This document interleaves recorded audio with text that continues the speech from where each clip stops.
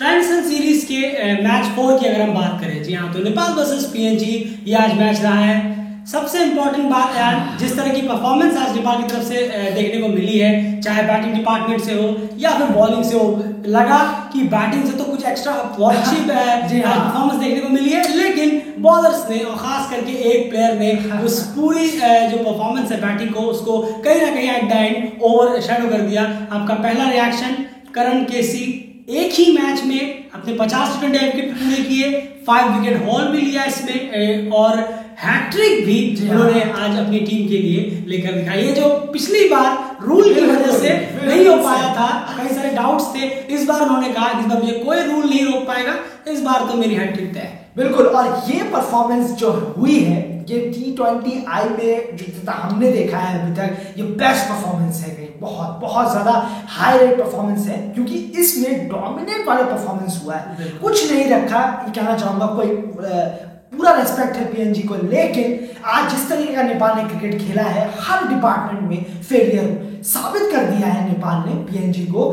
इतना अच्छा क्रिकेट आज नेपाल ने खेला है, सारे डिपार्टमेंट में सभी बहुत अच्छा। और वो एक एक करके आपको हम समझाने की जरूर कोशिश करेंगे, सिर्फ ऐसा नहीं है कि नेपाल ने पीएनजी को हरा दिया तो हम कहेंगे कि नहीं ऐसा हो गया। आपको समझाने की कोशिश करेंगे कि डिपार्टमेंट बाय डिपार्टमेंट एक एक सीन आपको बताने की कोशिश करेंगे जहां पर क्लियरली पीएनजी को ओवरशैडो कर दिया नेपाल ने आज इस T20 मैच में। चलिए सबसे पहले यहाँ बात करते हैं, टॉस जीता पीएनजी ने और पहले नेपाल को कहा कि आप बैटिंग करें, तो पीएनजी ने चेज यहाँ पर फैसला किया। सबसे इंपॉर्टेंट बात है, आज नेपाल की पहले बैटिंग आई, कुशल बुर्तल और आसिफ शेख दोनों ने ओपनिंग की। चलिए फाइनली कह सकते हैं हम 44 रन की सही, लेकिन एक हेल्दी पार्टनरशिप, एक जो बेस थी कि चलिए तुरंत गए और 4-5 रन पे आउट ना होकर एक छोटी सी पार्टनरशिप 44 रन की T20 में छोटी पार्टनरशिप नहीं होती, एक अच्छी खासी पार्टनरशिप देखने को मिली है कुशल बुर्तल और आसिफ शेख के बीच में। वहां पर कहना होगा थोड़ी सी एक रॉन्ग लाइन पे खेलने की वजह से, और सबसे बड़ी बात, कीपर अगर सर पे आ जाए तो इस तरह के शॉट्स निकल आते हैं, जिस तरह से कुशल बुर्तल आउट हुए,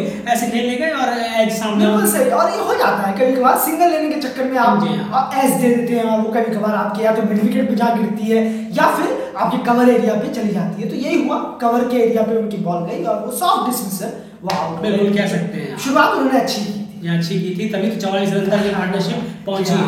उसके बाद अगर बात करें यहाँ आसिफ शेख एंड फाइनली बहुत फाइन टच पे नजर आ रहे हैं, लगातार तीसरी उनकी 30+ स्कोर उनका है, एक बार तो 50 भी है, लेकिन ओवरऑल अगर देखा जाए तो 30+ 3 बार लगातार इन तीनों मैचेस में वो पहुंचे हैं। क्या कहेंगे उनकी? बिल्कुल ये जरूरी है, ये आसिफ के लिए बहुत बहुत बहुत जरूरी है कि अब इसके बाद आपको मौका मिले या ना मिले, कब हो मैचेस, इसलिए मैं कह रहा हूँ ये यहाँ पर चलना बहुत बहुत जरूरी है।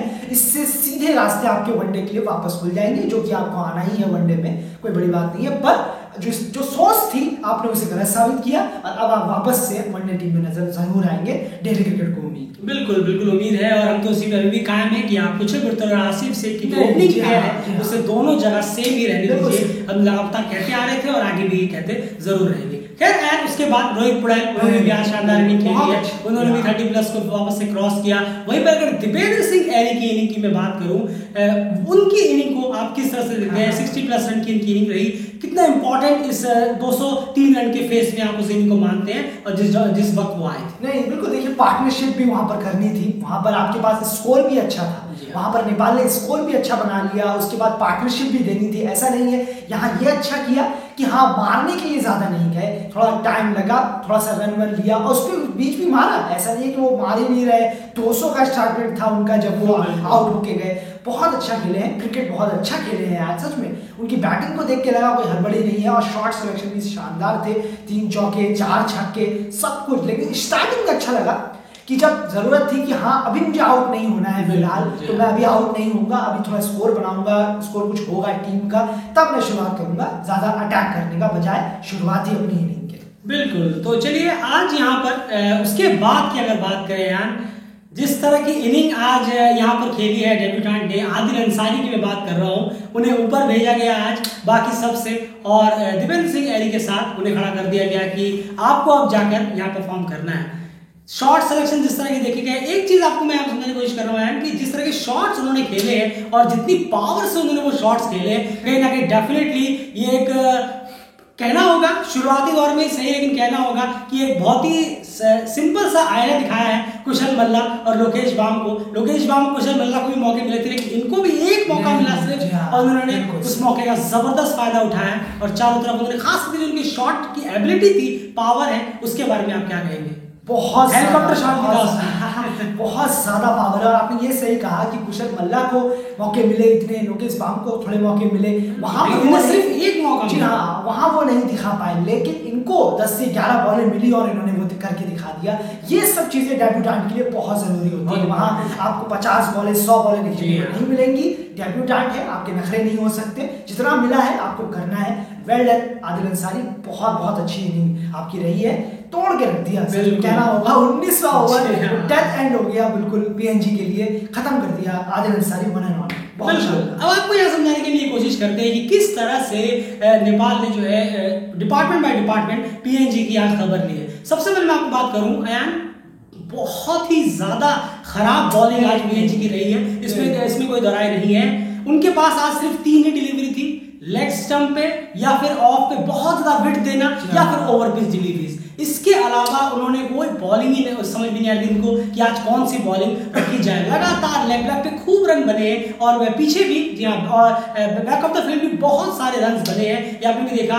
क्या लगता है पीएनजी की बॉलिंग के बारे में? खास करके मैं 15 ओवर तक बात करूंगा, उसके बाद फिर समझाने की जरूर कोशिश करेंगे। नहीं बिल्कुल, देखिए 15 ओवर तक तो बहुत ही ज्यादा हॉरिबल बॉलिंग हुई है, जिस तरीके से लेग स्टंप, तीसरा स्टंप, शॉर्ट पिच बॉलिंग ऐसी, और स्पिनर भी, जब स्पिनर आए तो इतनी ज्यादा वो बिल्कुल ओवर पिच डिलीवरीज खिला रहे हैं कि चौका या छक्का जाना आसान है, इसमें कोई बड़ी बात नहीं है। आपने नेपाल को गिफ्ट किया अपनी बॉलें, अपने जो आपकी जो प्लान था वो आपको कुछ था ही नहीं, खैर प्लान होना बहुत दूर की बात है।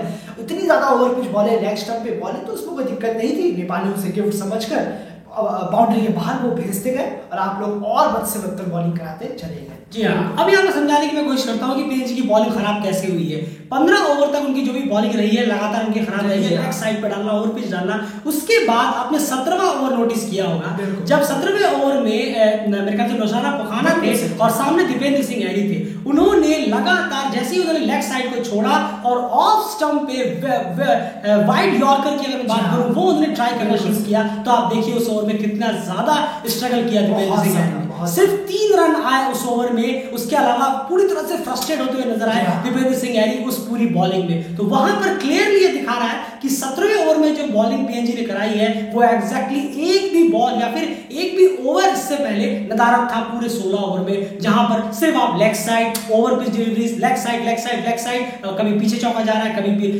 लेग साइड पे छक्का जा रहा है, कभी लॉन्ग ऑन पे छक्का जा रहा है, तो यही सारी चीजें। और लेकिन 17 ओवर को अगर आप वापस से देखेंगे तो आपको समझ में आएगा कि पहले के 16 ओवर में किस तरह की गलती पीएनजी ने करी है। अब यार यहाँ पर एक चीज और है, जैसे कि मैंने कहा कि हर डिपार्टमेंट मार्क दिए, अब वही सेम डिलीवरीज 19वें ओवर में नौशाना पोखाना ने आदिल अंसारी को जरूर ट्राई की है। वहां पर आदिल अंसारी ने कैसे टैकल किया सेम बॉलों को जो दीपेंद्र सिंह ऐरी नहीं कर पाए। बिल्कुल, वो कहीं ना कहीं पूरे ऑफ स्टंप पे जाके पूरे हट जा रहे थे, वहां नौशाना पोखाना को देखना चाहिए था। ये बेसिक बहुत ज्यादा चालाकी वाली चीजें होती है टी20 क्रिकेट में, खास करके जब डेथ ओवर में जो बॉलिंग कराता है। नहीं बिल्कुल, ये ट्रिक्स होती है, एक छोटी मोटी ट्रिक होती है ये बॉलर्स की, देख ले, पढ़ ले, लेकिन नहीं, पोखाना ने कुछ नहीं किया। वो ऑफ साइड पे स्टिक थे, जो उन्होंने 17वें ओवर में बहुत अच्छा किया था, 19वें ओवर में उसे आदिल अंसारी ने फील्ड कर दिया। बिल्कुल, वो कोड क्रैक कर दिया। सबसे इंपॉर्टेंट चीज है, सबका खेलने का तरीका अलग होता है। बिल्कुल सही कहा आपने। और आदिल अंसारी का खेलने का तरीका ऐसा नहीं था, वो सीधा और पीछे चले गए, ऑफ साइड की तरफ और पीछे गए, यॉर्कर की तरफ पीछे गए, वहां से उन्होंने बॉल को उठा दिया। क्या छक्के मारे उस ओवर में, नो बॉल पे भी छक्का, ऑफ साइड का भी छक्का मारा, वो बहुत शानदार था, सच में बेहतरीन खेले हैं आदिल अंसारी ने पूरी तरीके से 19वां ओवर दौड़ा रहा है एकदम पोखाना। जी हाँ, क्योंकि सिंपल सी बात है, आपको 10-11 बॉलें मिली, आपने उसमें शानदार 31 रन बनाए और जिस तरह के शॉट सिलेक्शंस थे उससे उम्मीदें बहुत ज्यादा बढ़ गई हैं कि एक बेहतरीन हिटर टीम में इंक्लूड अगर इस तरह से हो जाता है और भी कुछ इनिंग्स जरूर देखनी होगी।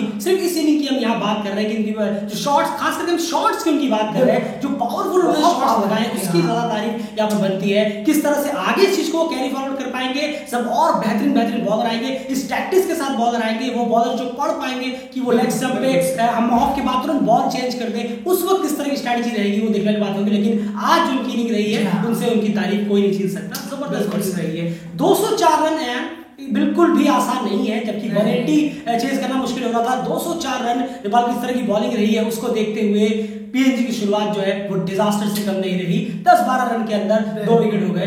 बॉलिंग डिपार्टमेंट नेपाल का आपने पूरी अच्छे से आज क्लोजली फॉलो किया है। क्या अब आप इसको जरा समझाने की कोशिश करिए किस तरह की बॉलिंग नेपाल की रही है आज इस चेज में, जहां पर बॉलर्स के था तो 204 रन, लेकिन फिर भी बॉलिंग तो अच्छी करानी थी। नहीं, बिल्कुल बहुत अच्छी कराने की जरूरत है। जितना आप कम में रोक पाए उतनी आपके लिए बेटर है, उतना आपकी बॉलिंग यूनिट को शो होता है कि हाँ हमने क्या किया है। ये बॉलिंग यूनिट बैट्समैन ने तो कर दिया, 204 का टारगेट टांग दिया, लेकिन अब बॉलिंग यूनिट का काम आ जाता है कि हमने कितने रन से हराया, हमने क्या किया। आज उसमें बहुत सुपर हुआ है नेपाल, बहुत सुपर।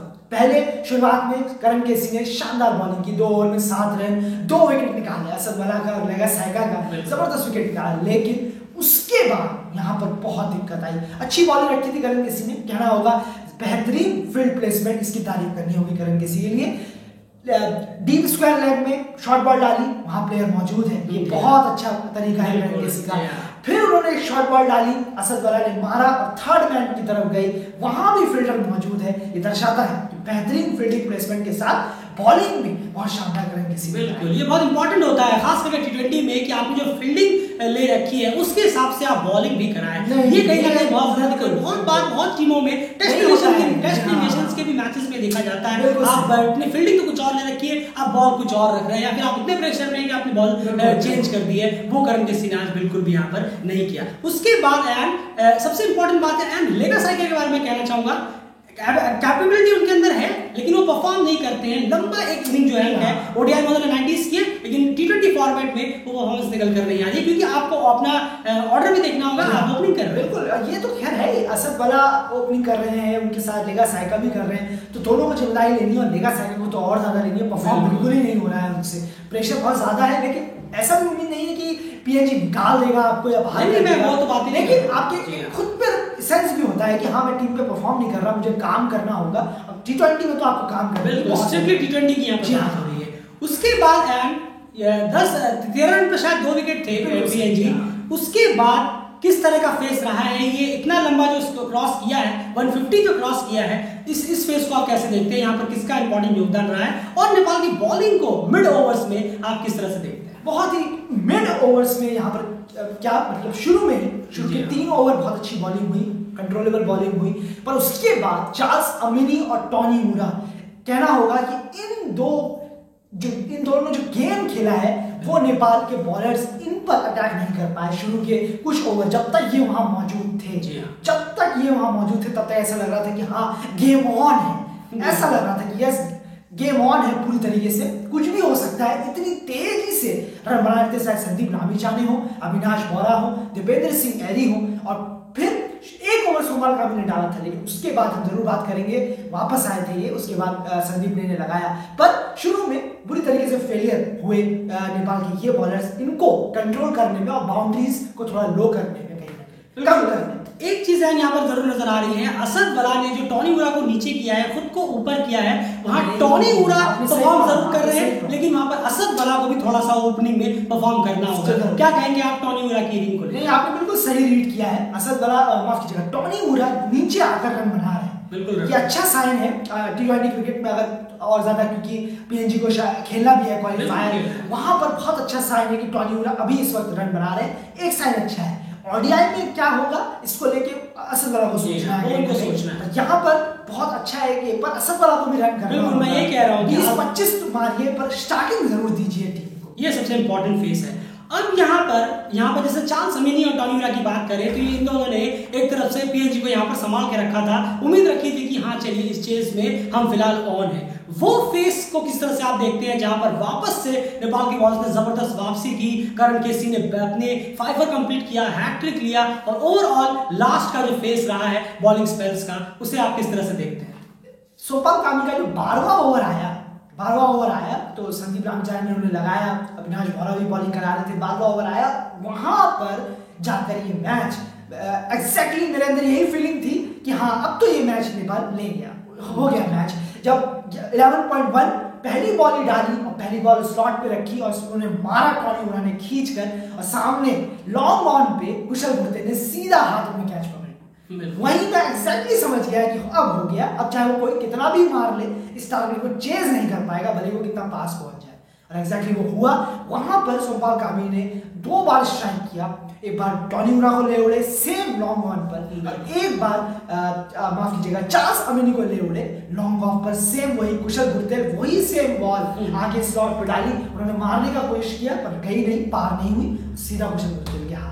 बिल्कुल, तो डेफिनेटली वहां पर कहीं ना कहीं नेपाल ने जोरदार वापसी की इस मैच में, और उसके बाद कुछ ऐसा हुआ नहीं और रास्ते लगातार खुलते चले गए। करण केसी के सेकंड स्पेल को आप किस तरह से देखते हैं? आउटस्टैंडिंग स्पेल रहा है उनका। उन्होंने जो हैट्रिक ली है वो बहुत स्पेशल है उनके लिए। और इस टाइम पर क्या था, हैट्रिक ये नहीं कहूंगा कि हैट्रिक होनी थी तो एक यूजुअल थिंग नहीं है हैट्रिक, ये अनयूजुअल थिंग है हैट्रिक होना क्रिकेट में। हर दिन नहीं होता लेकिन ये बहुत बहुत बहुत बड़ा मूवमेंट है जो करण केसी ने कमाया है। फाइफर लिया, हैट्रिक ली, ये आज का दिन उनके लिए लकी था, ये होना ही था, उनसे कोई छीन नहीं सकता था।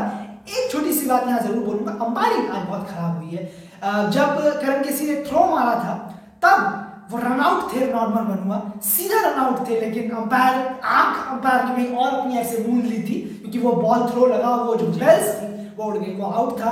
अविनाश बोरा के ओवर में शेष भाव क्लियर एलबीडब्ल्यू थे, वो दिया नहीं गए, वो थोड़ी हैरानी भरा फैसला। बिल्कुल, तो जैसे कि हमें बताइए अंपायर किस तरह से होती है, लेकिन सबसे इंपॉर्टेंट बात है एट द एंड वापस से जिस चीज से हमने शुरू किया था, करण केसी क्या हीरो गेम के लिए रहा है।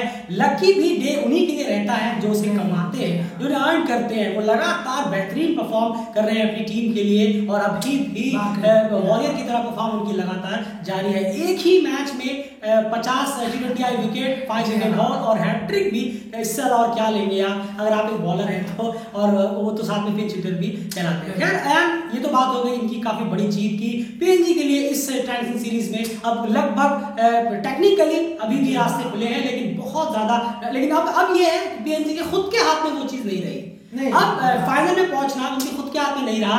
अब उन्हें सिंपल सा लॉजिक है, मलेशिया को आखिरी मैच में हराना होगा, जो इतना आसान नहीं होगा उनके लिए, और उम्मीद करनी पड़ेगी कि नेपाल भी मलेशिया को हरा दे। चलिए वो वाला तो वो आराम से हो सकता है, उम्मीद हो सकता है कि हाँ नेपाल मलेशिया को हरा देगा, लेकिन खुद को भी उन्हें मलेशिया को हराना होगा, तब वो शायद रन रेट के आधार पर फाइनल में पहुंच जाए।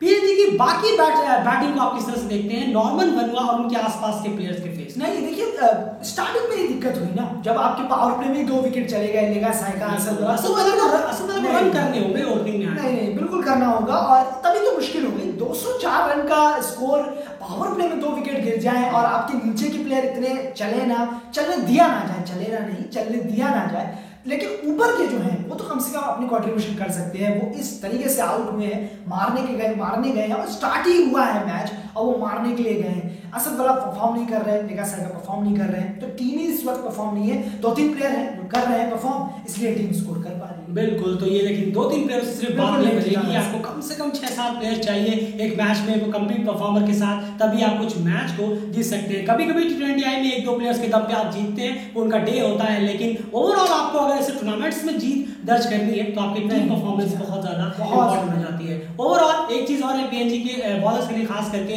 कि जो बॉल किसी एक के लिए डेंजरस हो, जरूरी नहीं कि दूसरे बैट्समैन के लिए भी वो जरूर डेंजरस हो, क्योंकि उनका खेलने का तरीका अलग होगा, दूसरे का अलग होगा। तो दीपेंद्र सिंह हैरी को 17 ओवर डाला, वो जबरदस्त था, वो बहुत फ्रस्ट्रेट हुए दीपेंद्र सिंह हैरी, वहां पर वो स्कोर नहीं कर पाते, लेकिन वही सेम इंटेंट के साथ जब आप 19 ओवर आदिल अंसारी के सामने लेकर आए तो उन्होंने पूरी तरह से पोल खोल के रख दी। यहाँ पर जो है डेथ ओवर स्पेशलिस्ट इन्हीं को कहा जाता है। डेथ ओवर स्पेशलिस्ट मतलब ये नहीं कि आप सिर्फ यॉर्कर ही डालते रहे, थोड़े से माइंड लगाने की जरूरत है कि किस तरह इस बैट्समैन का पैर किस तरफ जा रहा है, ये किस तरफ खेल रहे हैं, नहीं खेल रहे हैं। अगर ये ऑफ में अच्छा जा रहा है या लगातार ऑफ में जा रहा है तो क्यों ना मैं एक लेग में डालूं, क्यों ना मैं एक शॉर्ट बॉल ट्राई करूं। ये सारी चीजें देखने वाली बात होती है, लेकिन ओवरऑल एक बहुत ही बेहतरीन और at the end comfortable win Nepal के लिए यहाँ पर रही है। आज फिर से पूछूंगा परफॉर्मर ऑफ द डे। बिल्कुल, परफॉर्मर ऑफ द डे की बात करें तो मेरे लिए तो आदिल अंसारी होंगे। हैट्रिक वो बहुत बड़ी चीज है करण केसी के लिए, ये इसको भूलना नहीं चाहिए। लेकिन मैन ऑफ द मैच अलग है, इससे पहले कहते हैं परफॉर्मर ऑफ द डे वो अलग इनिंग उन्होंने खेला है, वो मैन ऑफ द मैच के हकदार है, लेकिन परफॉर्मर जो हुए हैं वो आदिल अंसारी हुए हैं। 11 बॉलों में 31 रन, 17वां ओवर उन्होंने डाला, उसी जगह पर डाला, 17वां ओवर वो बच गए, लेकिन 19वां ओवर जब उसी जगह पे डालने आए पोकाना के स्ट्रॉन्ग जोन में घुसकर आदिल अंसारी ने 31 रन ढूंढ लिए और मार लिए। तो इससे बड़ी बात और क्या होगी। तो आदिल अंसारी बिल्कुल, और आप भी कहीं ना कहीं ये समझेंगे जरूर कि जो मैच का जो वो एक था ना नेपाल के लिए जो एक जो माउंटेन क्लाइंब वाला जो सिस्टम था वो 19वां ओवर ही था। वो उस ओवर से पहले इतना बड़ा स्कोर नहीं जा रहा था, 175 या 180 के आसपास वो रहता है स्कोर, लेकिन उस ओवर ने बहुत सारी चीजें चेंज कर दी, पूरा माहौल चेंज कर दिया। और उसके बाद बॉलर्स ने करंट किसी ने परफॉर्म कर दिया, डेफिनेटली उसमें कोई दरार नहीं है। देखना होगा आदिल अंसारी और आने वाले मैचेस में किस तरह से परफॉर्म करते हैं। फिलहाल एनालिसिस में इतना ही। प्लीज वीडियो को ज्यादा से ज्यादा लाइक करिए, आप सबसे रिक्वेस्ट होगा शेयर करिए। अगर आपको हमारी एनालिसिस पसंद है तो प्लीज चैनल को सब्सक्राइब जरूर कर लीजिए। लगातार क्रिकेट अपडेट्स भी हम ट्विटर पे अपडेट करते रहते हैं, आप वहां पे हमें फॉलो जरूर कर सकते हैं।